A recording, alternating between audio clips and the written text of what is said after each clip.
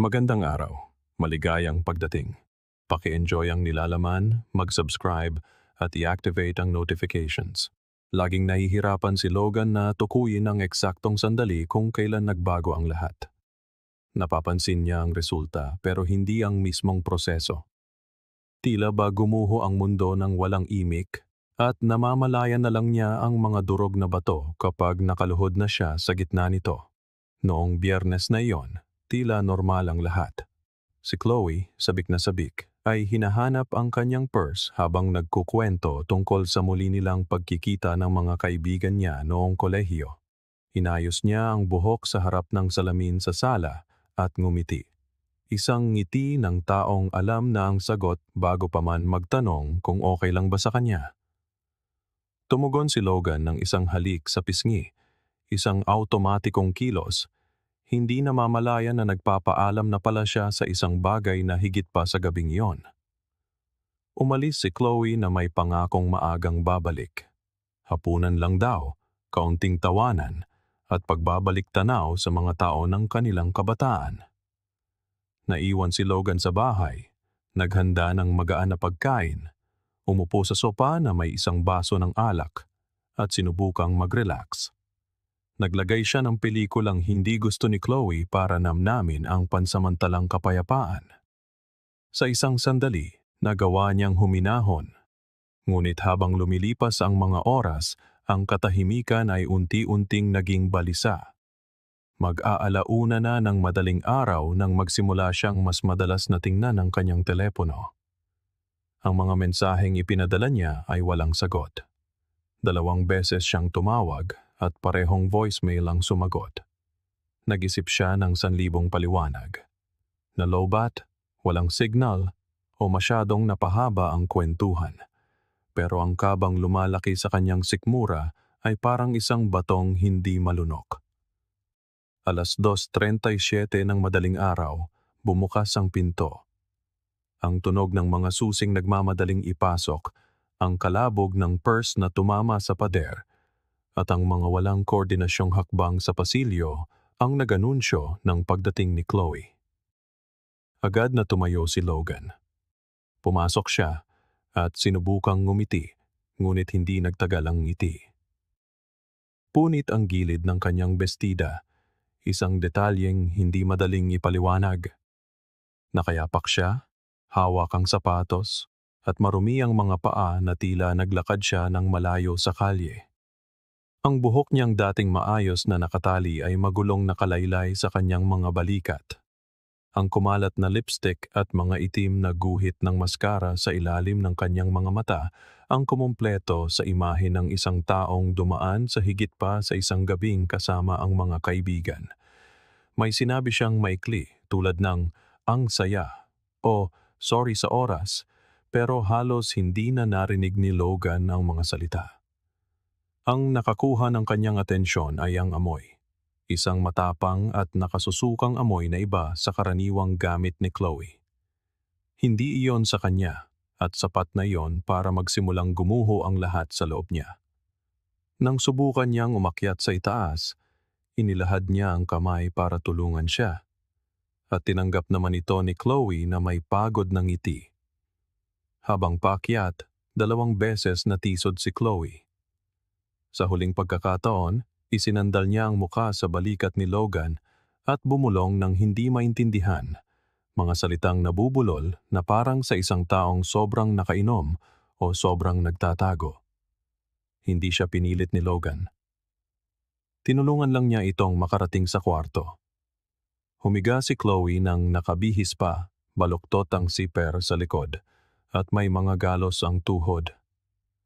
Ilang segundo lang, tulog na siya. Ilang minuto ring nakatayo si Logan, pinagmamasdan ng babaeng halos isang dekada na niyang kilala, na ngayong gabi ay tila isang ganap na estranghero. Ang katahimikan sa silid ay nakabibingi.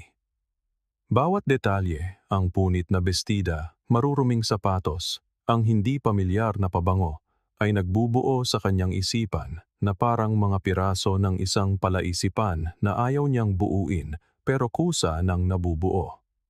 Umupo siya sa gilid ng kama, nakatingin sa kawalan. Inisip niya kung ito ba ay maling interpretasyon lang, kung nag-o-overreact lang siya dahil sa hating gabi, sa kawalan ng sagot, sa pagkaantala.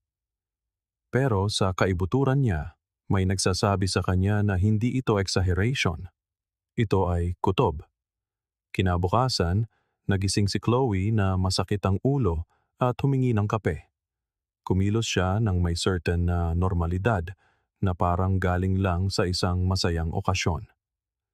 Nang banggitin ni Logan ang oras ng kanyang pag-uwi, sinabi niyang hindi niya namalayan ang oras dahil nagkasakit ang isa sa mga kaibigan niya kaya natagalan sila. Ang punit na bestida, nadulas pagbaba ng taxi. Ang mga galos sa tuhod, masyadong mabilis bumaba ng sasakyan. Ang pabango, siguro sa kaibigan ko kasi magdamag kaming nagyayakapan. Kalmadong nakinig si Logan. Bawat paliwanag ay parang isang ensayadong dula. Hindi maganda ang pagkakaganap. Sapat na para maiwasan ang agarang pag-aaway, pero sapat din ang duda para magtanim ng isang bagyo. Nang gabing iyon, hindi makatulog si Logan. Binalikan niya sa isip ang mga kilos ni Chloe, ang mga tingin, ang tono ng boses. Sinubukan niyang alalahanin kung kailan sila huling tumawa ng totoo. Kailan sila tumigil sa pakikinig sa isa't isa. Kailan sila nagsimulang magkasama na lang sa bahay sa halip na tunay na mabuhay ng magkasama. Naalala niya ang araw ng kanilang kasal, ang mga pangakong binitiwan sa harap ng lahat, at kung gaano siya naniwala sa bawat isa sa mga iyon. Ang hinala ay dahan-dahang pumasok, ngunit walang tigil. At ang pinakamasakit sa lahat ay ang kakulangan ng ebidensya. Mga pakiramdam lang ang meron, at walang maniniwala sa isang lalaking nagsasabing may mali dahil nakaamoy siya ng pabangong hindi sa kanyang asawa. Gayunpaman, itinala ni Logan ang oras ng pag-uwi niya. Inirecord niya sa isip ang damit na suot niya, ang mga palusot na ibinigay. Itinago niya ang lahat dahil sa kaibuturan niya, alam na niya. Ang Biyernes na iyon ang unang nakikitang lamat. At kahit wala pa siyang lahat ng sagot, ramdam na niyang may mas malaking bagay na nagsisimula ng gumuho. At kapag narinig mo nang lumalangit-ngit ang pundasyon, imposible nang balewalain na malapit nang bumigay ang lupa. Ang mga sumunod na araw ay naging isang walang tigil na pagmamasid at pananahimik. Nagsimulang mabuhay si Logan na may mapagmasid na mga mata, naghahanap ng mga bakas sa bawat sulok ng bahay. Hindi para sa konkretong ebidensya, kundi para kumpirmahin ang isinisigaw ng kanyang kutob mula pa noong madaling araw na iyon. Ipinagpatuloy ni Chloe ang kanyang routine, ngumingiti sa umaga, nagkukwento tungkol sa trabaho, nagtatanong kung may kailangan ba siya sa palengke. Ngunit mayroong isang bagay sa kanyang tono na parang ensayado, isang uri ng gaan na pilit na parang isang taong kailangang magmukhang kalmado dahil may dala siyang lihim na nanginginig sa loob. Napansin ni Logan na iniiwasan niya ang anumang usapan na nangangailangan ng lalim. Kapag may tinanong siyang personal, mabilis niyang iniiba ang usapan, kinukuha ang telepono o binabanggit na may kailangan siyang asikasuhin. Isang pattern ang nagsimulang lumitaw.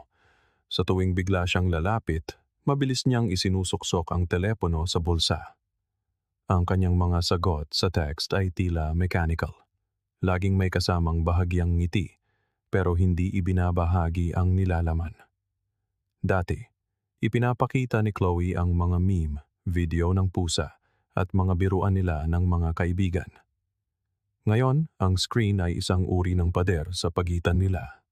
Isang umaga, habang naliligo si Chloe, nakita ni Logan ang paborito nitong kwintas na nakasabit sa doorknob ng kanilang silid. Putol ito, buhol-buhol ang kadena, na parang hinablot ng mabilisan. Hindi niya ito nabanggit. Walang komento tungkol sa pagkawala o pagkakasira nito. Tila ba nagpapanggap siyang buo pa rin ito. Kinuha ni Logan ang kwintas, inilagay sa kanyang tokador, at hinintay ang anumang reaksyon. Ngunit binalewala ito ni Chloe sa loob ng 2 araw na parang ang pagpapanggap na wala ito roon ay buburahin ang insidente. Naramdaman ni Logan na nanikip ang kanyang dibdib. Isang babaeng dating nagpapahalaga sa maliliit na detalye ay nagpapanggap na ngayon na wala itong kwenta. Sa parehong linggo, umuwi siya at napansin na ang bestidang suot ni Chloe noong gabing nagsimula ang lahat ay nakasabit, na parang nilabhan at itinago ng mabilisan. Nang suriin niya ng malapitan, nakita niyang tinahi ang punit sa isang pansamantalang paraan gamit ang sinulid na iba ang kulay. Hindi ito isang bagay na palalampasin ni Chloe. May kinumpirma ito. May dahilan kung bakit kumakapit pa rin siya sa gabing iyon. Sa halip na itapon ng bestida, pinili niyang ayusin ito at ang kilos na iyon ay mas marami pang sinabi kaysa sa anumang salita. Sa isang pagtatangkang mapanatili ang normal na anyo, nagsimulang magpilit si Chloe na lumabas sila. Iminungkahi niya ang brunch sa linggo na sinasabing kailangan nilang mag-reconnect. Ngunit sa tuwing pumapayag si Logan, nararamdaman niyang sinusubukan ni Chloe na balansehin ang dalawang mundo. Sa isang pag-uusap habang nagkakape, nabanggit niya na isang kaibigan niya sa kolehiyo ang dumadaan sa diborsyo. Paranoid daw ang asawa nito, iniisip na niloloko siya at sinimulang bantayan ang lahat ng kanyang ginagawa. Tumawa si Chloe sa sitwasyon, ngunit naintindihan ito ni Logan bilang isang hindi direktang mensahe. Para bang sinasabi niya, mag-ingat ka, baka matulad ka sa kanya.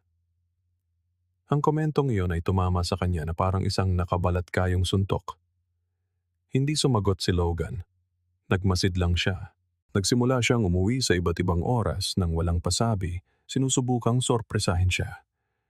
At isang hapon, naging malupit ang pagkakataon. Umuwi siya ng maaga. Plano sanang magpahinga bago ang isang mahalagang meeting mamayang gabi.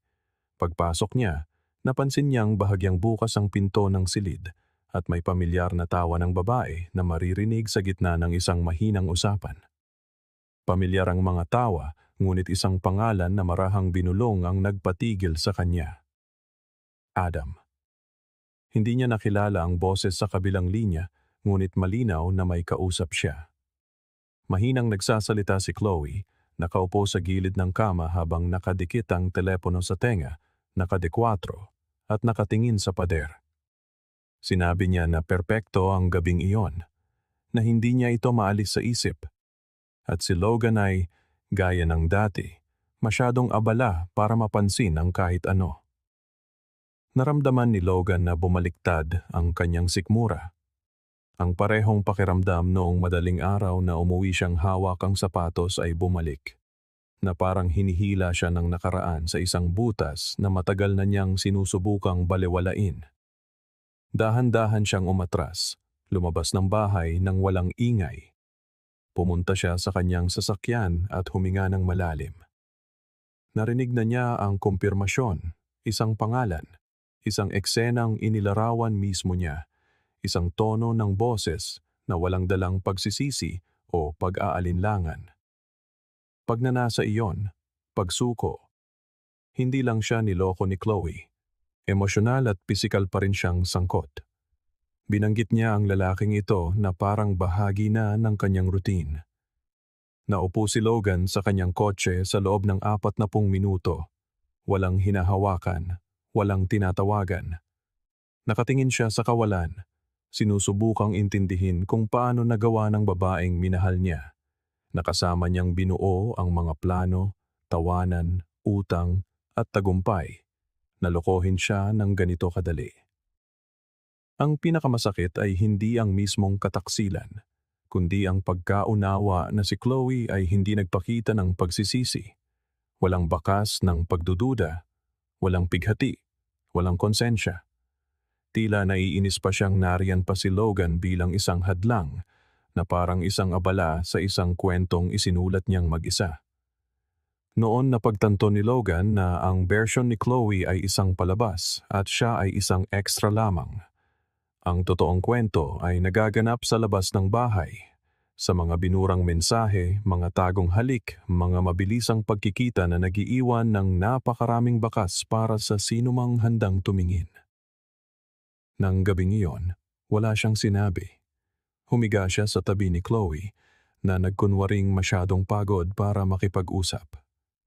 Pumikit si Logan at nagpanggap ding tulog. Ngunit sa loob niya, may nagbago ng tuluyan.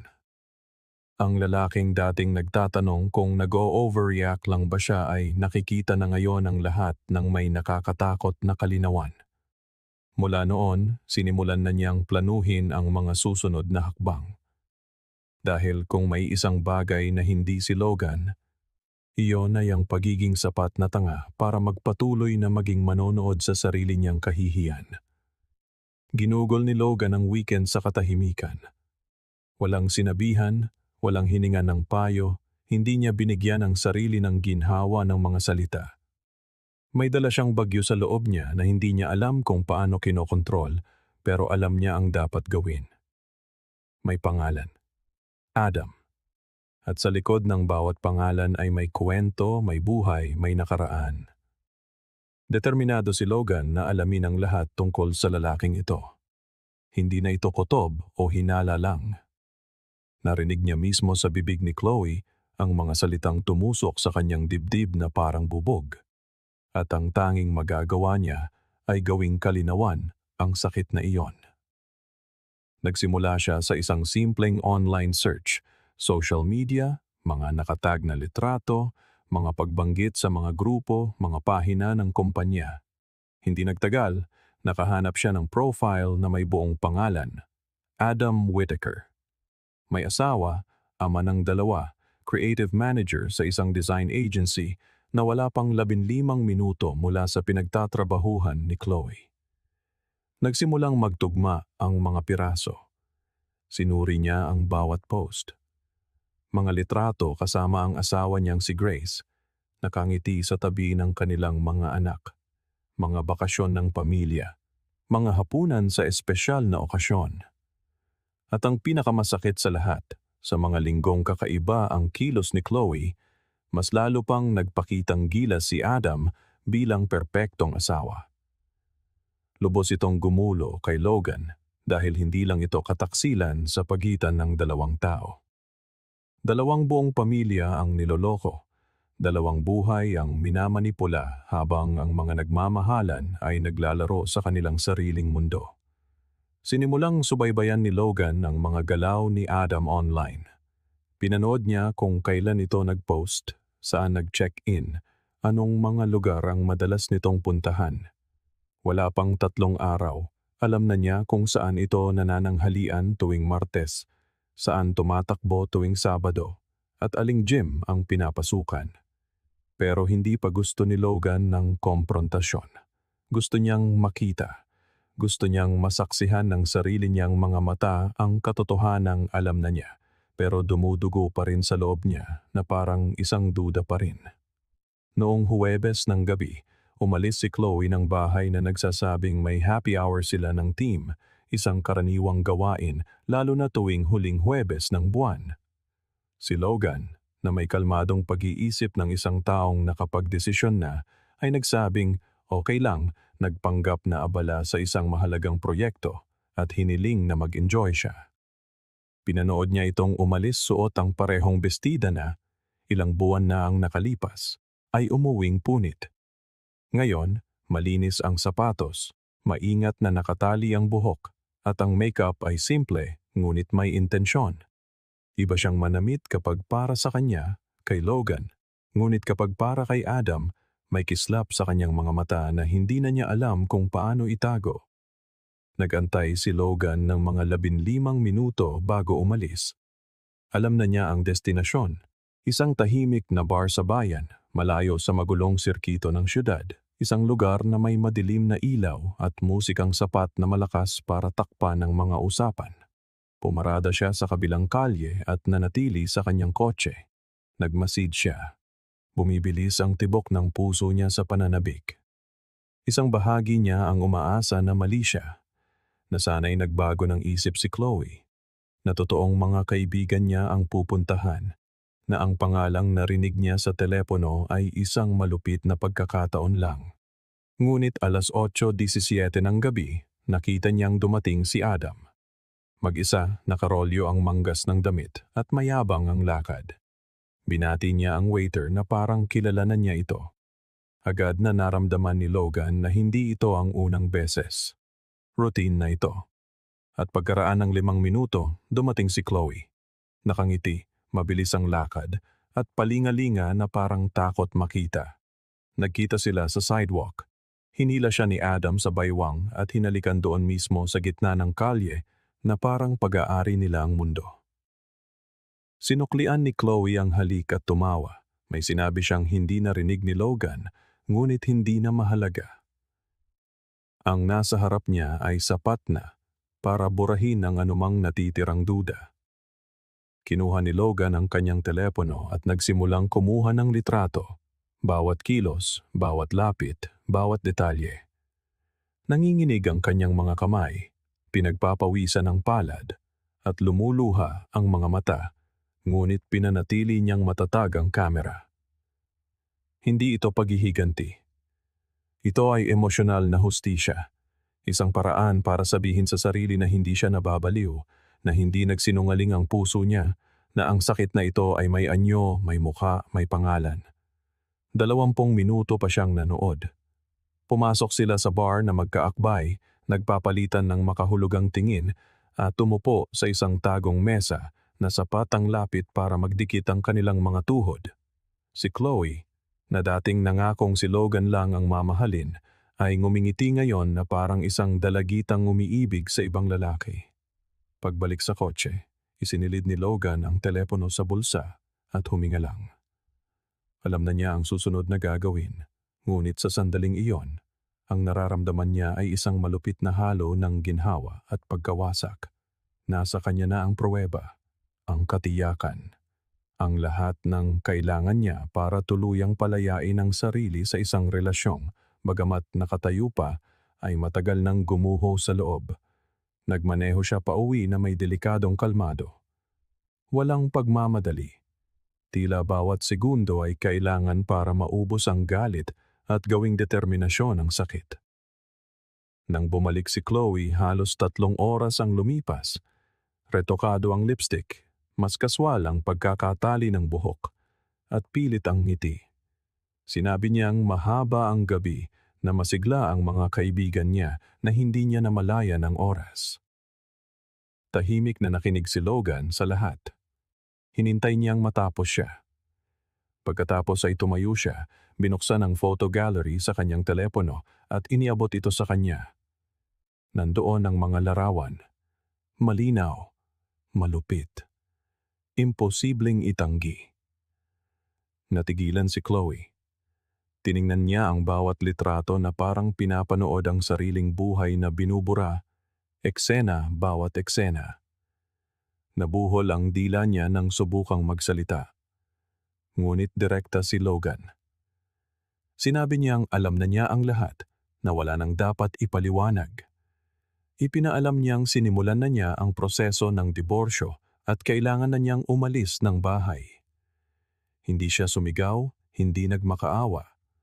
Umalis lang siya sa silid, iniwan ng isang babaeng minsang inakala niyang kilala niya. Naupo si Chloe. Hindi alam ang gagawin. At si Logan, sa unang pagkakataon sa loob ng maraming buwan, ay nakaramdam ng isang bagay na malapit sa kalayaan. Masakit, pero ibang klase ng sakit. Parang isang taong sa wakas ay nakahinga matapos malunod ng matagal. Umalis si Chloe ng gabing iyon, dala ang 2 hindi maayos na maleta, maputla ang muka at may ekspresyon ng isang taong sinusubukang alamin kung saan siya nawalan ng kontrol sa sarili niyang kasinungalingan. Hindi siya umiyak. Hindi rin siya nakiusap na manatili. Umalis lang siya. Siguro alam niyang lumampas na ang lahat. Siguro naniniwala siyang maaayos pa niya ito sa paglipas ng panahon, sa pamamagitan ng mga mensahe, mga pangako. Ngunit hindi na nag-alok ng panahon si Logan at hindi na rin siya naniwala sa mga walang lamang pangako. Pagkasara ng pinto, ikinandado niya ito. Hindi para protektahan ang bahay, kundi para isara ang huling daanan patungo sa isang nakaraang hinding-hindi na niya hahayaang bumalik.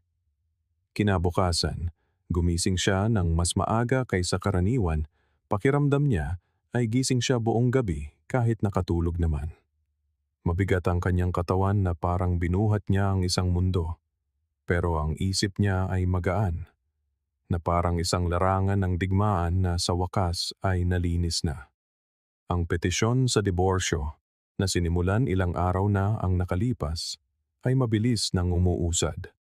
Wala silang anak, walang pinag-aawayang ari-arian, walang sentimental na ugnayan na magbibigay katwiran kahit sa isang segundo pa ng pagsasama. Malinaw na ang katapusan, at handa si Logan na harapin anuman ang susunod. Kasabay nito, may nagsasabi sa loob niya na hindi ito maaaring magtapos ng ganito. Si Adam ay nabubuhay pa rin sa sarili niyang kasinungalingan. Si Grace, ang kanyang asawa, ay naniniwala pa ring nasa isang matatag na pagsasama. At alam ni Logan na hawak ang lahat ng ebidensya na may kapangyarihan siyang baguhin iyon. Pinag-isipan niya ito ng ilang oras. Pagkatapos ay nagsulat siya ng isang simpleng mensahe at inilakip ang lahat ng litrato. Tinype niya ang numero ni Grace na nahanap sa profile ng isang kaibigan nila at ipinadala ito. Walang galit. Ito ay hustisya. Para bang sinasabi niya, karapatan mong malaman kung sino ang katabi mo sa higaan. Walang agarang tugon. Ngunit makalipas ang 2 araw, dumating ang balita. Si Grace, wasak, ay nagsampa ng hiwalayan. Pinalayas si Adam sa bahay, at ayon sa isang katrabaho ni Chloe, sinusubukan nitong itago ang iskandalo sa kumpanya dahil sa takot na masira ang kanyang propesyonal na imahe. At nasira nga. Hindi napangiti si Logan nang marinig ito. Hindi siya nagdiwang. Naramdaman lang niyang unti-unti nang bumabagsak ang lahat sa tamang lugar. Ang emosyonal na pagkawasak na nagsimula sa katahimikan ay gumagawa na ngayon ng ingay sa ibang lugar, at hindi na siya ang nag-iisang may bukas na sugat. Habang umuusad ang proseso ng diborsyo, araw-araw nagpapadala ng mensahe si Chloe. Ang ilan ay mahahaba, puno ng mga paliwanag. Ang iba ay maikli, simpleng nagsasabing namimiss siya. May mga dumarating sa kalaliman ng gabi, ang iba'y sa gitna ng oras ng trabaho. Binabasa ni Logan ang bawat isa, ngunit hindi siya tumutugon. Para siyang nanonood ng isang taong nalulunod sa dagat na siya mismo ang humukay. Nagbago ang tono ng mga salita ni Chloe sa paglipas ng mga linggo. Nagsimula sa pagmamakaawa para sa kapatawaran, nauwi sa panunumbat gamit ang mga alaala, at kalaunan ay naging malungkot na pananabik. Naalala mo ba ang una nating Pasko? Pinakikinggan mo pa ba yung kantang tumutugtog sa kotse natin? Kung maibabalik ko lang ang gabing yon para pumili ulit, pipiliin kong manatili sa'yo. Pero matagal nang naunawaan ni Logan na ang pagsisisi ay hindi laging katumbas ng pag-ibig. Minsan, ito'y bunga lang ng mga kahihinatnan. At si Chloe, hindi niya iniiyakan ang pagwawakas. Iniiyakan niya ang mga resulta ng kanyang ginawa. Hindi si Logan ang namimiss niya. Namimiss niya kung sino siya noong kasama pa niya ito, ang katatagan na ibinibigay nito, ang kapayapaan na ngayoy napalitan ng gulo. Si Adam, salungat sa kanyang inaakala, ay wala nang ibang ginusto kundi ang mga tagong tagpuan. Nang mabunyag ang lahat, umatras ito, tumigil sa pagtugon, naglaho sa social media at umaktong parang lahat ay isang panandaliang pagkakamali lamang. Naiwan si Chloe na mag-isa. At sa pagdaan ng panahon, dumalang ang mga mensahe, natigil ang mga voice note, at ang mga pagsubok na makipag-ayos ay naging abo. Sumisid si Logan sa kanyang sarili. Bumalik siya sa gym sa kanilang lugar. Binalikan ang mga nakalimutang libangan tulad ng pagtugtog ng gitara at pagluluto ng mga putahing natutunan niya sa kanyang lola. Sinimulan niyang bisitahin ang mga kaibigang napabayaan at naglakbay sa mga lugar na dati niyang gustong puntahan, ngunit tila hindi maginhawa para sa kanilang dalawa. Natuklasan niyang muli ang katahimikan ng hindi nararamdamang may kulang. Natuto siyang mananghalian mag-isa nang hindi ito nangangahulugang kalungkutan. Natutulog siyang bukas ang pinto, gumigising nang hindi nagmamadali, tumatawa ng walang pag-aalala sa paghusga ng katabi. Ang pagkawala ni Chloe ay hindi na isang puwang, kundi naging espasyo. Espasyong pinuno niya ngayon ng mga bahagi ng kanyang sarili na matagal nang nakalibing. Sa isa sa kanyang mga paglalakbay sa baybayin ng California, nakilala niya ang isang babaeng nagngangalang Kate, isang single mother ng isang 6 na taong gulang na babae na dumaan din sa isang komplikadong diborsyo. Nag-usap sila ng maraming oras tungkol sa pagkawala, mga bagong simula, at kung ano ang ibig sabihin ng muling pagbuo sa sarili matapos gumuho ang lahat. Walang romansa kundi connection lamang, at sa maikling pagkikitang iyon, napagtanto ni Logan na ang mundo ay puno pa rin ng mga buong tao na may dignidad na dinadala ang kanilang mga peklat. At nauunawaan ang halaga ng katapatan dahil naranasan nila ang bigat ng kataksilan. May sinabi si Kate ng gabing iyon na hinding-hindi niya malilimutan. May mga taong natututunan lang kung ano ang pag-ibig kapag nawala sa kanila ang isang taong tunay na marunong magmahal.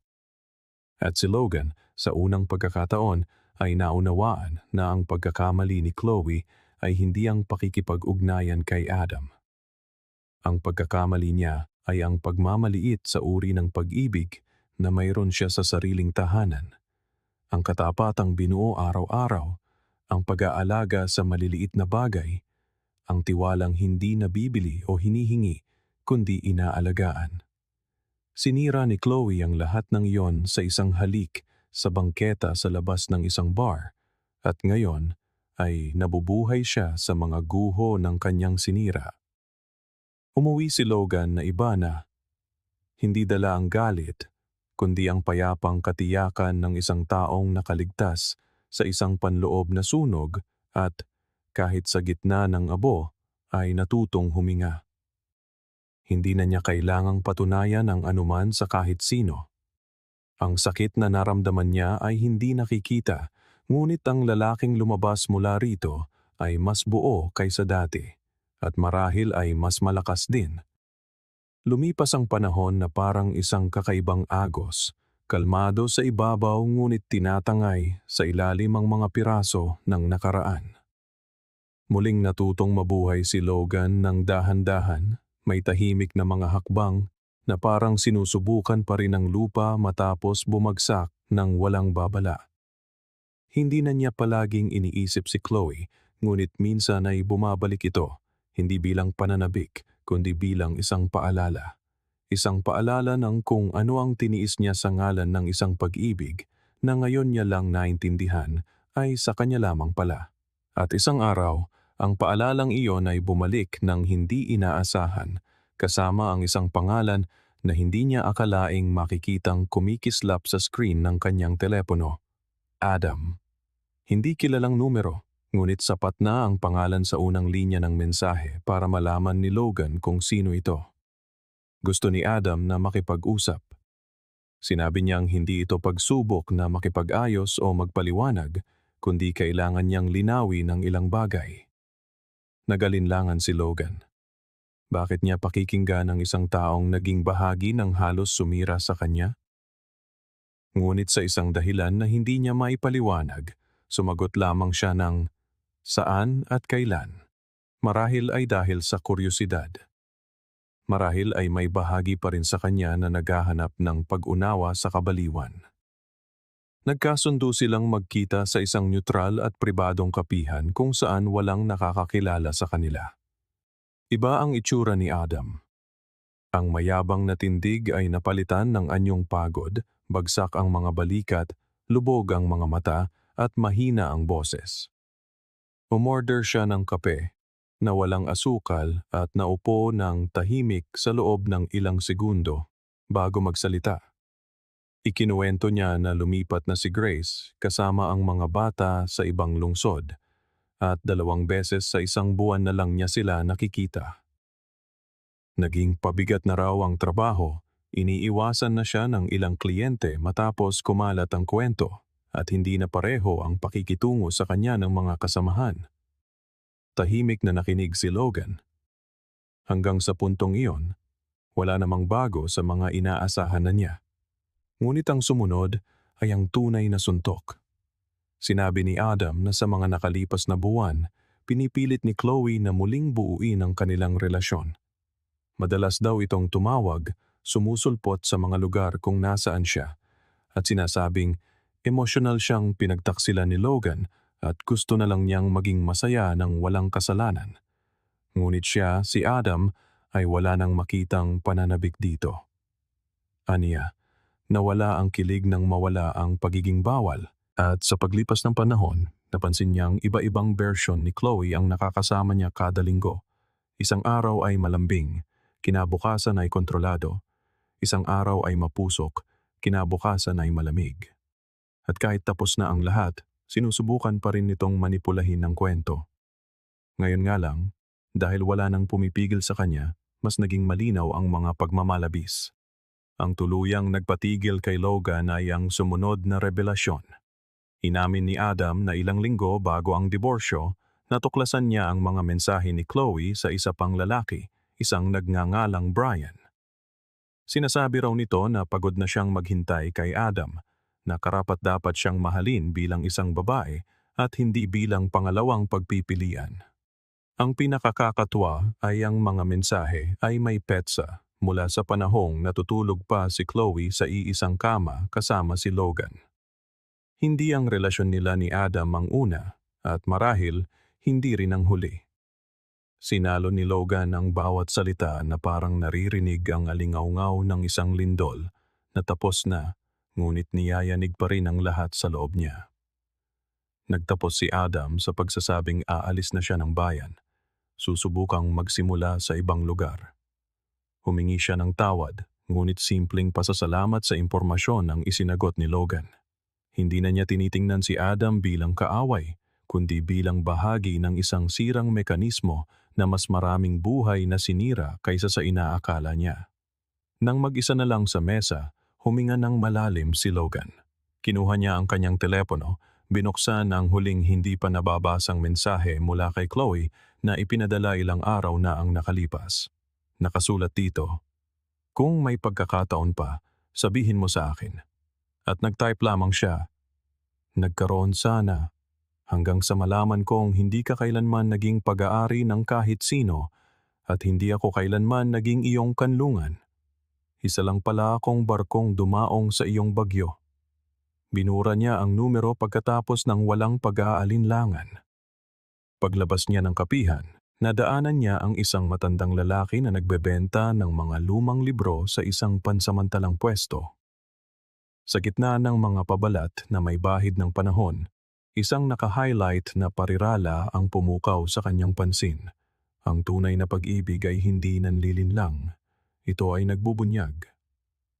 Huminto si Logan sandali, tinititigan ang parirala na parang sa wakas ay nauunawaan ang huling piraso ng isang sinaunang palaisipan. Hindi niya binili ang libro. Itinago na lamang niya ang parirala sa loob niya. Habang nagmamaneho pa uwi, may kakaiba siyang naramdaman. Sa unang pagkakataon, nagkaroon ng saysay ang lahat. Nasagot na ang mga tanong. Nagdugtong-dugtong ang mga landas. Natanggal ang mga maskara. Si Chloe, sa kanyang pagmamadaling punan ang mga puwang, ay nag-iwan ng mga durog na tao. At si Logan, sa kanyang pasensya sa pagbuo muli ng mga piraso, ay natagpuan ng sariling refleksyon na buo, bagamat may gasgas. Ginugol niya ang mga sumunod na buwan na malayo sa anumang relasyon. Pinili niyang maghilom mula sa loob bago payagan ng isa pang presensya sa kanyang tabi. Natagpuan niya ang ganda sa pagiging mag-isa. Nakakilala siya ng mga bagong tao, muling nakipag-ugnayan sa mga dating kaibigan. Gumawa ng maliliit na paglalakbay sa mga lugar na hindi kailanman magiging destinasyon para sa honeymoon, ngunit perpektong nagsilbi para sa isang taong kailangan lang huminga ng malinis na hangin. Nagpatuloy ang buhay, tulad ng dati, ngunit ang nanatili ay ang pinakamahirap at pinakamahalagang aral sa lahat. Ang mga nagsisinungaling tungkol sa pag-ibig ay kayang magsinungaling tungkol sa kahit ano, At ang pinakamasamang kulungan ay ang manatili sa piling ng isang taong nagpapanggap na kasama ka habang nangangarap na nasa ibang lugar.